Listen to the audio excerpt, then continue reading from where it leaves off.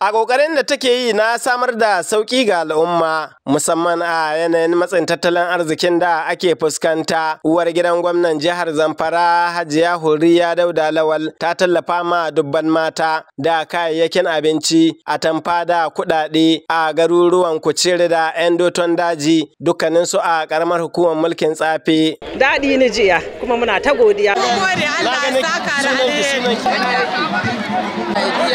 Ubangiji Allah sa a yi shekara 8. Allah ya mai maku da alheri. Ubangiji Allah sa ku ƙara tuna mu da alheri. Allah shi amfani, Allah ya saka da alheri. Mun ji daɗi so 100%. Ubangiji Allah ya sa mu ci saura lahiya. Mun ji daɗi, mun gode, Allah ya sa alheri, Allah ya ƙara mu zaman lahiya.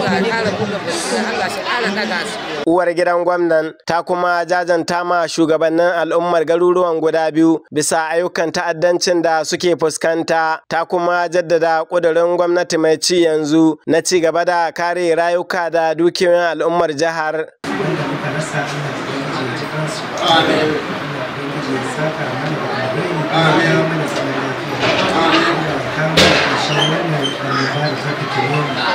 Shugaban karamar hukumar mulkin Tsafe Alhaji Garba Fanchas da mai martaba sarkin 'yan Doton Daji Alhaji Aliyu Garba da yariman Kuceri Abdulrahman Ibrahim sun yaba ma uwar gidan gwamnan bisa tallafa ma mata a cikin jihar. Haka kuma a yayin ziyarar mai martaba sarkin 'yan Doton Daji ya gabatar da sarautar maga'isar 'yan Doton Daji ga uwar gidan gwamnan. Murtala Bala Gusau, labaran NTA.